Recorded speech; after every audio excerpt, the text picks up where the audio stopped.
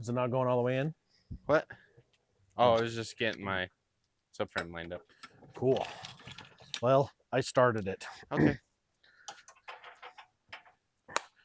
This is our very first attempt at doing something.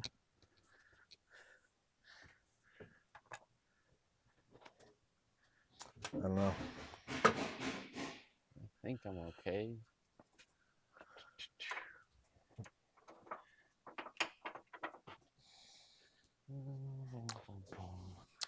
I know I'm already recording, but I'm trying to figure out a good way to start talking. And then I'm like, you know.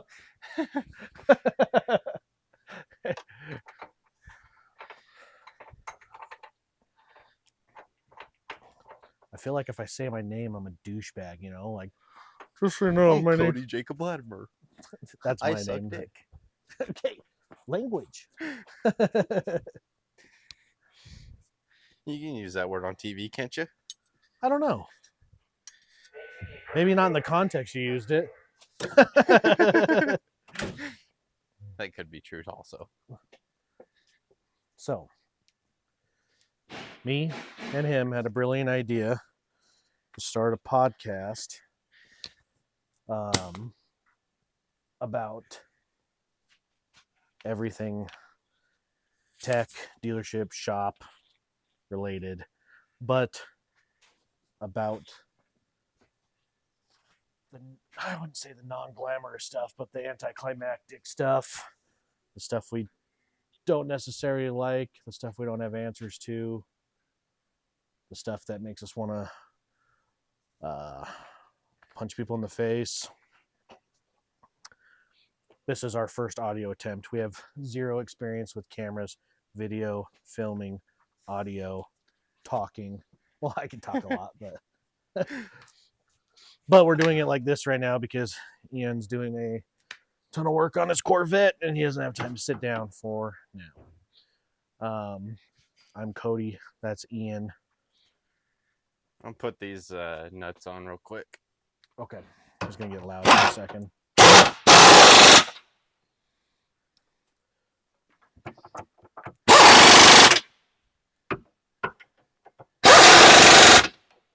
I turned on the noise canceling, but I'm pretty sure that's too loud for that. It's probably way too loud. I don't think it's going to noise cancel this.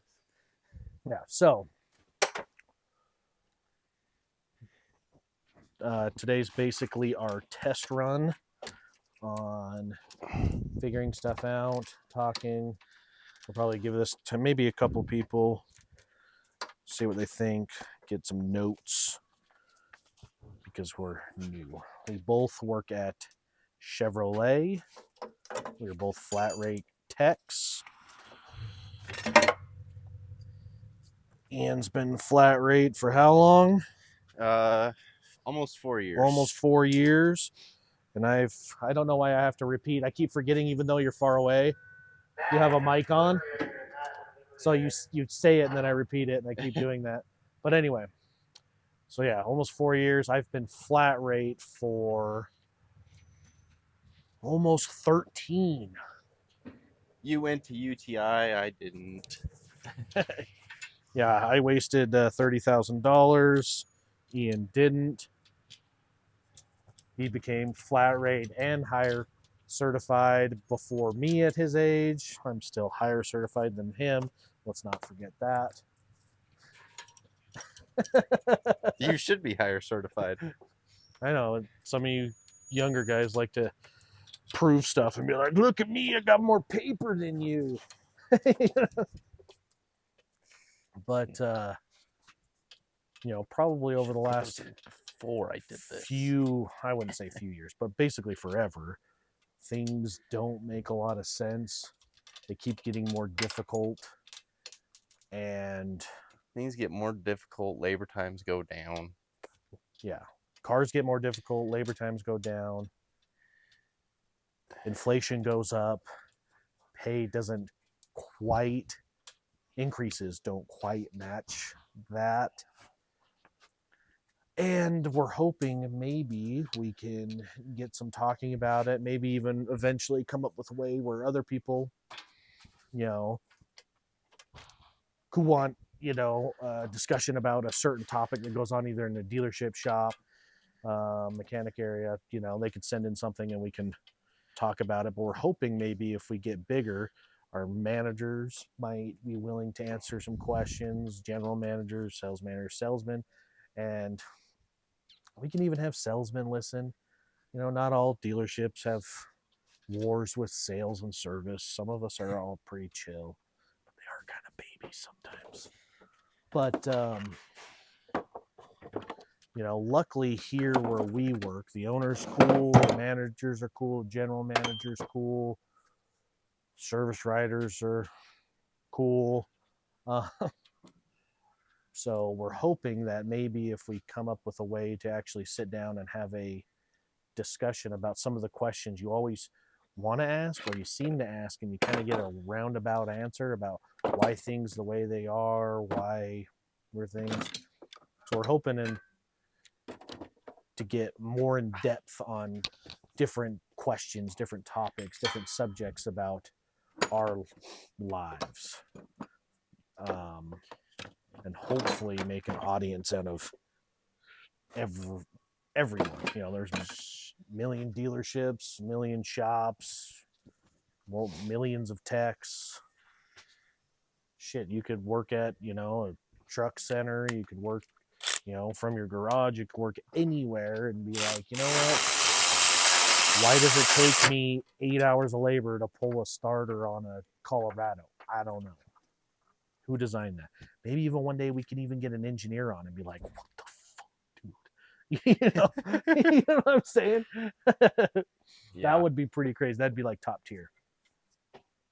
They'd have to survive first. Yeah. I think there's just a battle between, well, not face to face, but I think every tech hates engineers. Yeah. There's very few moments where I'm like, wow, that was designed very well. Yeah. That's actually easy to work on. It pays well. You can even see on like, like the Acadias, Traverses, stuff like that with our V6. They have a special mount that's near the motor mount bracket that's specifically designed when you pull the oil filter. It's got a channel that the oil can run down perfectly without getting all over everything, and it doesn't work. If you take the oil filter off, it goes fucking language. It goes everywhere. And it's like, who passed that? But you know what? Maybe one of these days we could get someone on who's like smarter than us, and we'd be like, why did they design that way? It makes no sense. And they'll be like, because of this, this, this, and this, and then maybe we'll be the dumb ones. I don't know. But that's the thing, is a lot of the times we have all these questions, even as techs, seeing the way that our managers do things, the decisions that they make over and over and over again that make zero sense. And if you just did it this way, everything would just be so much better. And you tell it to them 1,000 times, and they're like, yep, okay. And then nothing ever happens. And then they're like, you know what would get us more business? Coupons. Everybody loves a coupon. But yeah. So basically, today we're just trying to, it's like an introductory version. We'll see how much we can film. Why don't we go through, like, I've worked, this is the first and only shop I've ever worked at, only manufacturer. Yes. You've worked at I shops. So I started after UTI at an independent shop, Tunex, and then I got my apprenticeship at GMC and did my apprenticeship, and I did a few years at GMC, and then I got recruited by a dealership to move up to Idaho to work at Dodge in a small town, and it was a lot of fun. And then after my wife, we were going to have our first child, we decided to move back home to be closer to family. And I went back to that same GMC dealership that I did my apprenticeship at, and then a couple years after. and that dealership took a toll. If anyone, oh, by the way, we're also in Salt Lake City. Technically, our dealership's in South Jordan. But we're Utah. So if anyone knows about a GMC dealership that went downhill, you'll know which one I'm talking about, not to name names. Then I went to Cadillac, a Cadillac only dealership, which was odd. And after getting tired of the commute there, I had a friend looking desperately for a tech at a Honda dealership, and I was like, I'll give Honda a chance. And that was like, I was like 2 months into that, and I was like, hell no. Honda, and that's mainly because Honda was realistically a really good car. So all we did there, for the most part, was maintenance, fluids. That was it. And it was just like all day, every day, fluids, maintenance, fluids, maintenance. That was like what Tex did. So didn't like it. I got a dream job at another independent shop and ended up being the worst mistake of my entire life, working for a drunk crook. And then came here to Riverton Chevrolet in South Jordan. We'll name our work because our work's boss. I've been here over 7 years now. Ian has been here total over just over 6. Just over 6. And Ian, he started here as a porter while he was still in high school. Fast tracked it to Lube Bay right after breaking a Lube Tech's hand, by the way. And then got his apprenticeship, and he clicked with it just like that. And he was on the line pretty quick, and he's been good ever since. Yeah, here as far as dealership wise, best place I've ever worked. It's great, but there's still so many of those issues, those organization issues. It's all logistical issues that could be easily rectified if we were to, if they just listen to what a little bit of what we need and what they need, and maybe a little bit of a compromise in between. But yeah, at this point, it's all just what they want. What they want. So yeah, that's the problem, is when you have a way you want a dealership ran, management looks down upon everyone that they are in charge of managing, and they say, this is the way I want this run. They don't know if it's going to work. They don't know if it's going to flow well. They don't know. They just say, this thinks it looks good. But then you have people like us. We have 17 or more techs in this entire shop. It's a big shop, brand new shop. And you have a lot of us saying, you know what, it would be so much easier if we had this. We could do this and this, like this and this. And it doesn't seem like our input is ever factored into the equation of policy. Granted, our dealership is pretty lax and lenient and nice, and they are very generous in ways, but you know, when it comes down to it, it's all about making money for them, making money for us, making money for our families. And sometimes we just need a little better direction to make it happen. Some of us, including me, we've been in this weird dry spell of being nothing but 100% busy every single day. But for some reason, we can't get anything done. And it has to do with the time that is bought per vehicle, the appointments coming in, things that you ordered parts for months ago, and they just show up because they were scheduled an appointment, their parts here, and you have to drop everything. And there's just so many things that go into not being able to get anything done. So this is kind of our, I know I've said it like 4 times. This is going to be our introductory. I don't know English very good. About kind of what we're going to revolve this whole thing around. We don't quite know yet if like each time we film, it's going to be one specific topic and keep going. or if we're just going to ramble, or if we're just going to BS, and then just see how things come out. We'll definitely maybe throw it out there to a few people and get some feedback. Got to look into uploading this stuff on YouTube, make a YouTube channel. We don't even know what we're going to call it yet. We threw out names for like 20 minutes one day, like 3 weeks ago. We haven't decided yet.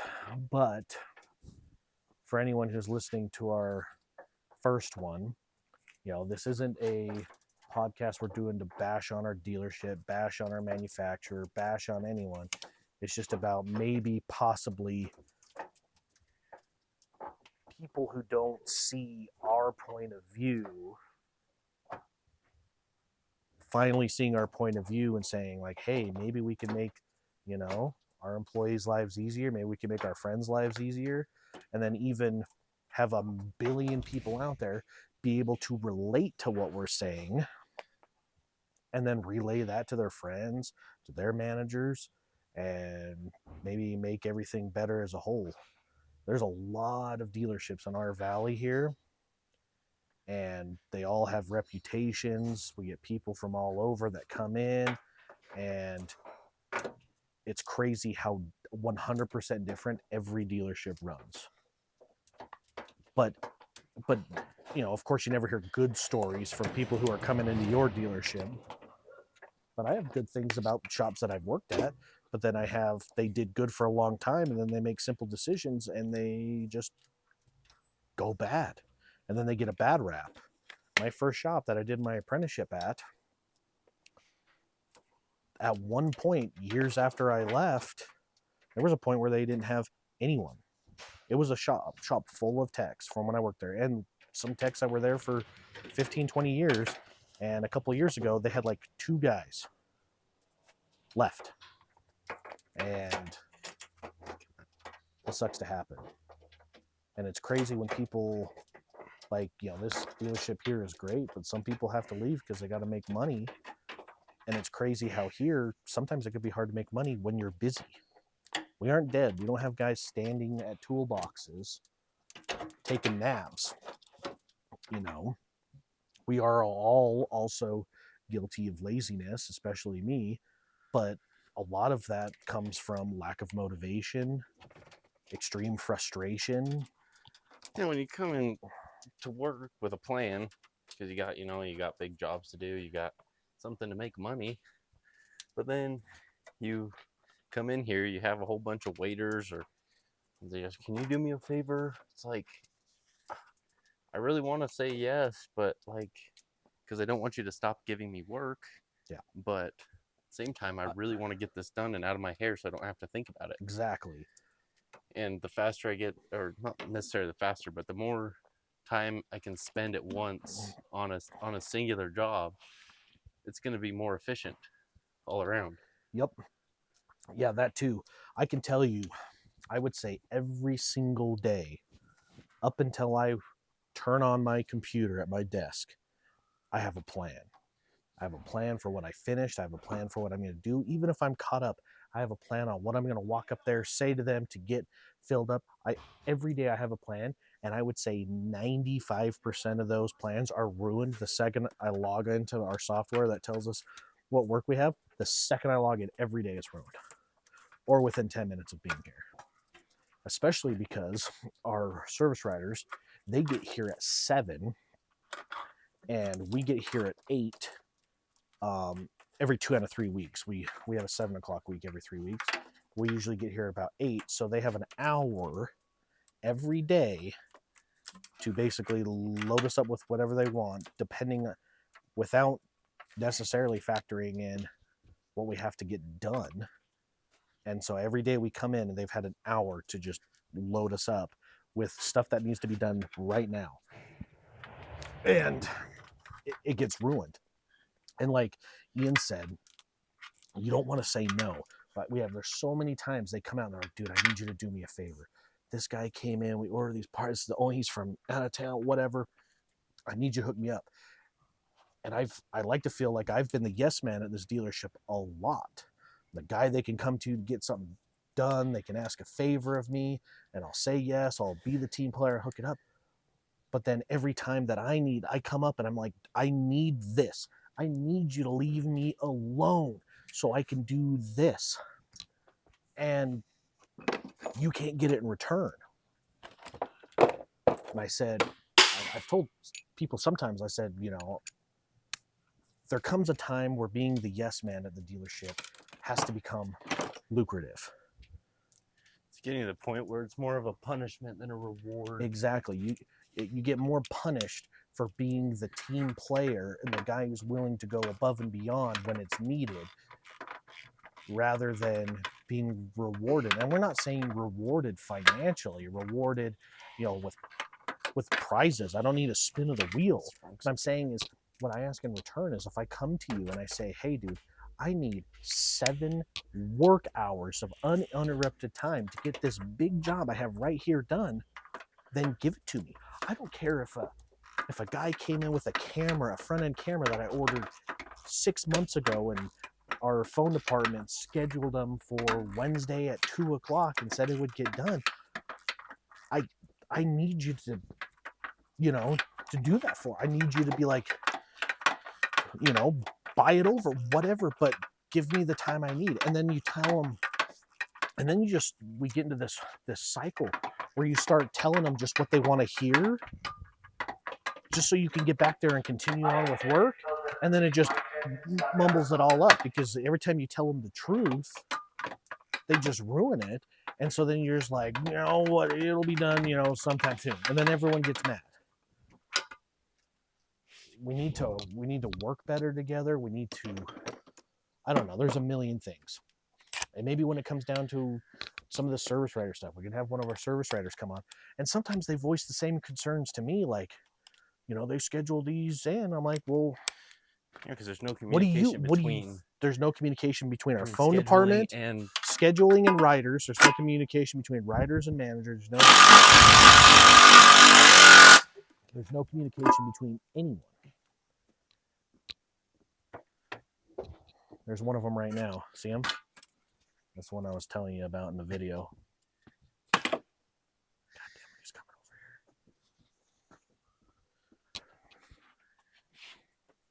We doing it? Yeah, we're in the middle of filming. We've been going for 22 minutes now. in 22 minutes. Yeah, it goes by fast, huh? Yeah, it does. Yeah, so we're just kind of getting into it about the kind of things we want to talk about when we film. Talk about, you know, questions we all have, problems we all have, frustrations we all have, and, you know, the frustrations we have with you, the frustrations you have with us, the frustrations you have with phones, the frustration we have with phones, the frustrations we have with managers, and then it goes all over. Then we got to get answers. That's the thing. That's what we want to talk about, is we want to hear from other. The answer is nobody's going to be happy, because, like, completely happy. Yes. But that's a compromise. Yeah. That's what we need, is a compromise between yes, everything that goes on here to make everything work more efficiently. There just has to be some show of solution that everybody's trying to work together to come to some kind of a medium point. compromise. You ever seen one of those? Not just like, You ever seen one of those charts that have the circles, like the 3 circles, and it would have, you know, like techs, writers, scheduling, and then in the middle is the goal. You know where the circles overlap? Oh, like a Venn diagram. He's the smart one, not me. But yeah, basically like that. I don't know if your audio is going to be picking up, Ron, by the way. you can remember what I said. Yeah. But yeah, so we're hoping that we could even get, like, you know, even if it's for a question, you know, that we can have, like, hopefully if we can send this out, put it on the web, on the line, you know, like Vince Vaughn says, On the line. on the line in the Google movie, the internship or interns, Yeah, I've seen it. I where don't they're, remember that part. he's like, take a picture and you put it on the line, Oh, yeah. and they're like, online. And they keep saying that, he keeps saying Yeah. on the line. And he's like, it's not like Yeah, I do Instagram. It's remember not like that. Instantaneously on the line. But anyway, like, even if we have a question and we send it out there, we have other texts, or people start sending us like, hey, ask your manager, why is this? Or even you guys have a discussion on this subject for your shop. This is the problem we're having in your shop. Talk about this, or ask your manager this, or even if we want to go ask him, and obviously prepare him for it, not just be like, you know, you know, but go in there and ask and finally be like, we as a giant collective group of technicians want to know why things are done this way for this particular thing, because to us it creates 10 times more hassle. It makes zero sense, and it seems like something that could be fixed, and it might even be something that we've heard him complain about, and he's the boss. So hopefully maybe we can get answers and we can get dialogue going, and maybe start bringing things to a more comfortable area. Because the whole mystery, I don't know about everyone else that might be listening, how is we could be busy all day every day and I don't make hours. Busier than we've been. I made more hours when we were a slower shop and less hours when we're a busier shop because I can't get anything done. And then even if I do have a little bit of time finally to breathe, I'm so pissed off, frustrated, and overwhelmed from dealing with everything to get caught up to that point. I don't have any motivation. You know, you think money for your family would be motivation, but it's not. It's being happy at the workplace, because We I don't- spend more time here than we do with anybody else. We Yes. need to be able to work together and have yes, a It's good like a environment. relationship. It's like a relationship with somebody who wants more than you're able to give, and you want to show them that you're doing something, but you can't get it done because everybody else wants something from you too. Yeah. We spend, Ian just said, we spend more time here than we do at home with our families. I spend more time with him than I do my wife and my kids. When you factor in dinner time, preparing dinner, picking up dinner, cooking dinner, eating dinner, bedtime, baths, whatever, and then bed, it's zero time per day other than the weekends. You like to, you work, everyone works at places where they say, we're a family. And I like to think we are, but sometimes you're like, man, you're treating people in your family like shit sometimes. And we're not talking about financially. We're not talking about like, oh, you don't pay me when I'm working. We're talking about like just taking the weight off my shoulder a little bit so I can just breathe while I'm here. That's all we're asking. I'm honestly in a place where I think, for at least a little bit, that I don't need a giant pay jump. I'm not asking for, you know, a 20% raise. I'm just asking for some weight to be lifted on my shoulders so I can make more hours Yeah. to hit that money goal. That's all I'm asking for. You don't need a hourly rate necessarily. Yeah, we just Yeah, need more to hours. be more Because I can tell you right efficient now, I made probably 50% more hours back when I was $7 an hour lower than I'm at now, and made way more hours consistently than I do now with how busy we are because I can't get anything done. It's like hitting 100 for some people in the shop is like, it's like, that's like, holy crap, I finally had a great pay period. You know, we're I all hit- capable of doing that consistently If we have organization. if we with the right organization. I've hit here at this dealership, I hit 188 hours, exactly 2 pay periods in a row. 2018. I think, was it last year? I hit a 150 I don't remember. one time, and it was crazy. And it's like I would just like 100 to 120 consistently, and then when I have the good ones, we're talking 150, 160, and then you'll have the anomalies that are way higher. And it's I think it's all organization, motivation, and yeah, I don't know. Yeah, the Can I- organization will help the motivation. The crazy thing is like, I know that our organization is totally screwed up, but I don't quite think I know the solution I could pitch. I don't know. I know things that could make a difference, but I don't know how drastic that could be implemented or how that would affect, you know, the domino effect of making the change that I want.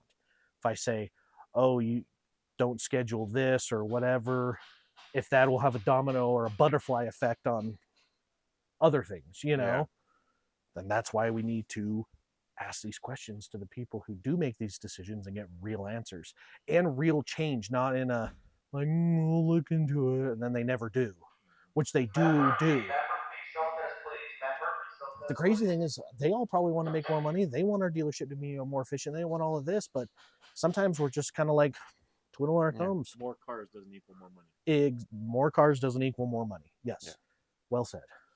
Well, and we're kind of in a weird position these last few years too, with just the way how many people have bought brand new cars. So a lot of what we're working on is warranty work, which doesn't always pay the greatest.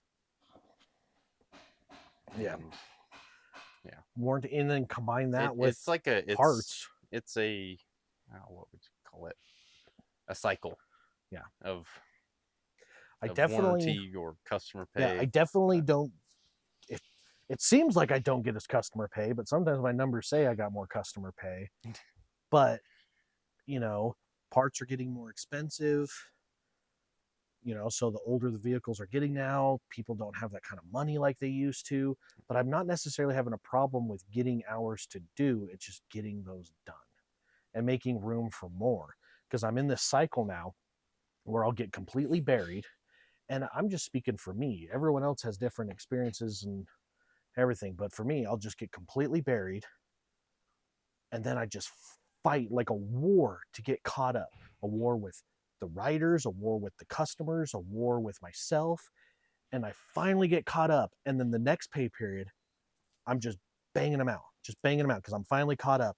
And then they just start to build up because slowly and slowly I'm losing the time to get all caught up. And then I'll be back in that cycle where I'm fighting a war to get all these, bigger stuff done and then making no hours again. It's like every other pay period is good and every other one is bad, or it's like a 2 bad, 1 good.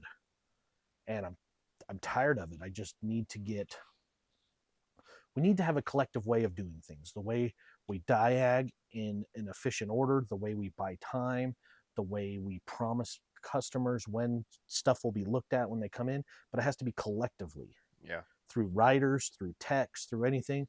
We say, but everything has to be the same. Everyone has to match on the way they do things. And then, figure something out. I just need, I'm getting a call. Fuck. How long has she been calling? Paused us when she called. I'll have to check. I need to figure out how to turn that off, getting a call. You might need I'll to send put it it to you. on do not disturb or something like that. Yes, I got a It'll work. belly. Later. So I don't see how long that went. I think I am on Do Not Disturb. I guess it didn't ring because it thinks I have headphones plugged. No, it's on Do Not Disturb. Oh, you're talking about the actual. Oh my God. Hold on. There we go. Kids kept messing up the video. They want more video game time. All right. So I think we were probably pretty close to 30 minutes on that last video before the phone call interrupted it. So we could probably summarize and get out of here today, and then maybe I'll send this to a few people, and then in a couple days or sometime this week we can make another one and focus. So for anyone who listens to this, we'll maybe send us some texts, maybe a manager, a writer, family, whoever. Notes on, I guess, this is our first time we're just sitting in a random spot in the shop, which I think is kind of cool. Just kind of sit here in the shop, and it's pretty quiet because it's late. But it could get loud in the shop if there's a lot of people here. But maybe get some input. If anyone's listening, give us some input on the kind of questions you want us to ask. Would you think it would be better to focus on a topic per recording? If you like, Ian didn't talk too much because he was working. But like how long you would like to listen to us. This one will probably be around 30 minutes. If you'd like 30 shorter ones, multiple times, or like a little bit longer, like an hour or so. Topics, subjects, and even like side subjects, because Ian's got the single tech life. I got the family tech life, 2 kids and a wife. He's got a Corvette. And guns. I don't have any guns. I lost them all in a boating accident. Yeah. So anyone who's listening, just give us some input. Input on directions you would like to see, input on anything that you think we could do better or that would make it more appeasable. Then we'll figure out how to upload, save, do all that crap here soon, which you'll already know because you'll be listening to this, so it really won't matter. But yeah, anything you want to add? No, I think that was a good introduction. I need a haircut.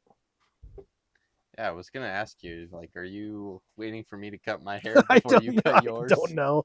I've been meaning to get it cut for literally like a month, and I just haven't I did an ASC test last Friday, and there's a goat haircut place right outside. Oh, And yeah. when I got in the car and checked my test scores, I literally pulled it up to see if they had any appointments available, and I was going to get done. They didn't, so then I was just like, whatever.